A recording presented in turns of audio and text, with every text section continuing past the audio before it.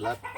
At ngayon, hindi pa ako nakapag-hunt at umuulan. Ngayong hapon lang medyo gumaganda-ganda yung panahon. Kaya baka bukas siguro kung maganda yung panahon bukas, mga hunt ako. Kasi natambay na yung pangati natin. Kaya ngayon, i-warm up ko para lalo silang titibay. Kaya ito ngayon. Ito si Nardo pala, Kuya Will, si Ricardos, si Mr. Lee yung dulo yung sunsun at wala pang pangalan ng bayan. Ngayon, i-warm up natin. Tanggalan natin sila ng takip. Itong si Nardo medyo may lapila pa to pero malapit na rin itong tanggalan natin.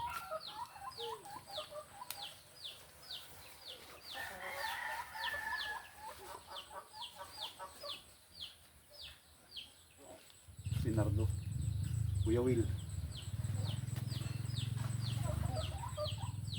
Si Kuya Will. Si Ricardos.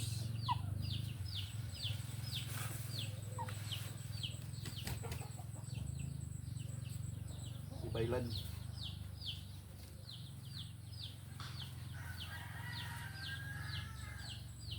Si Sungsung.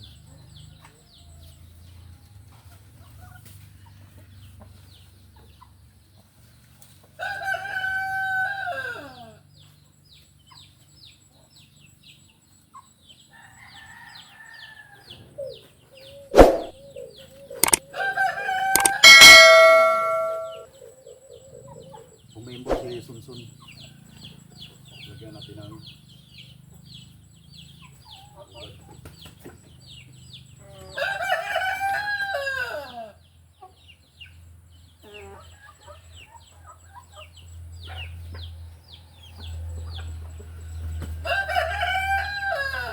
si Mr. Lee, Sunsun.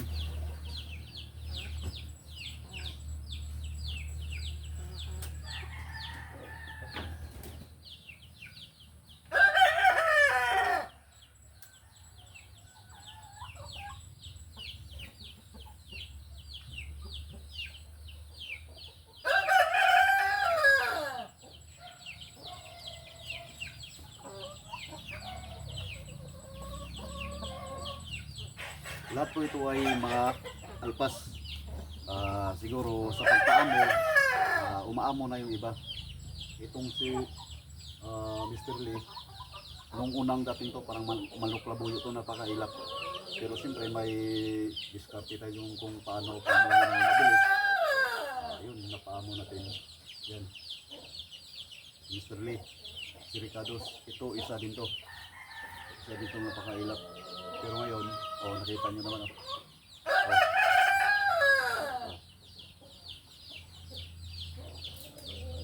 Mr. Lee, si Bailan. Grabe sa unihan to. Itong Bailan to.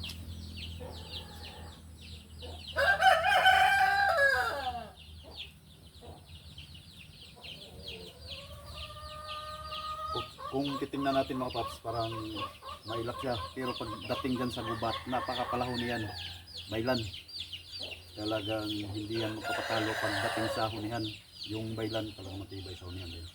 Pero siguro, depende naman siguro. Pero napansin ko sa Bailan, talagang kung sa Bisaya, lahutay. Kahit umaga hanggang hapon, pag Bailan yung katapat ng pangati mo, hirap.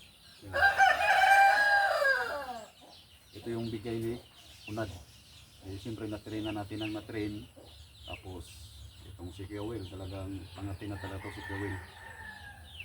Si Mr. Lee, itong yung Sunsun, yung talagang magaling talaga sa mga padapo ng alpas. Ito si Mr. Lee.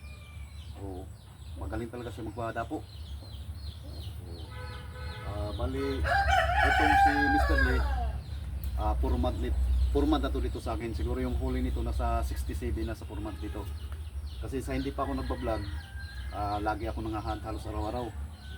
Nasa Tagum, ina-upload ko sa Tagum group. Yung Tagum group, 19K na yan ngayon. Siguro dati 2K pa nandyan ako sa Tagum lagi nag-upload. Kaya huli yung pag-vlog ko. Kaya ngayon, mahirapan ako makahuli ng marami at naikot ko na yung lugar dito sa amin.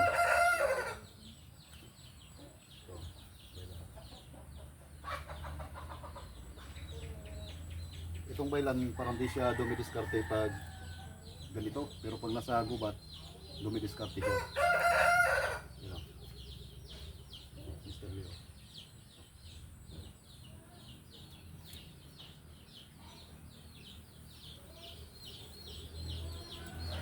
Ito yung naka-triple at naka-double. Oh, magaling sa diskartehan to si Ricardos. Ito, magaling. Magaling yan sa diskartehan talaga yan. Ito naman si Mr. Lee. Sa padapuan, sa palapitan ng alpas. Talagang magaling ito, sunsun. Ito. Ito. Para na silang sisiw. Pero puro alpas to lahat.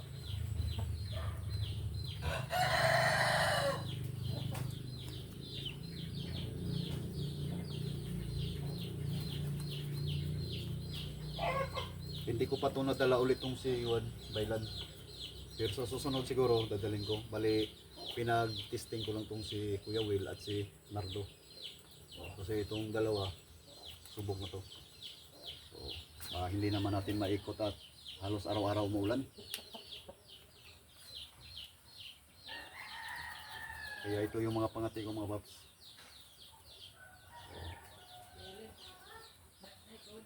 Ah.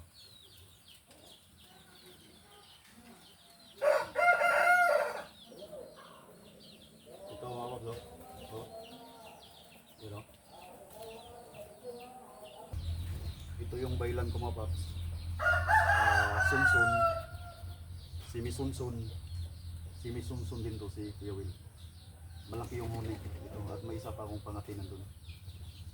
Yung una kong pangati nandun. Bali, anim yung pangati ko. Kukunin ko mga paps. Ito yung pang-anim mga paps na biyak yung dibdib yan. Biyak yan yung dibdib. Kita nyo. Ito yung pinakauna kong pangati na siguro yung huli nito nasa 178 na ito. Hindi na rin siya masyadong lalapitan. Hindi na siya masyadong makahuli.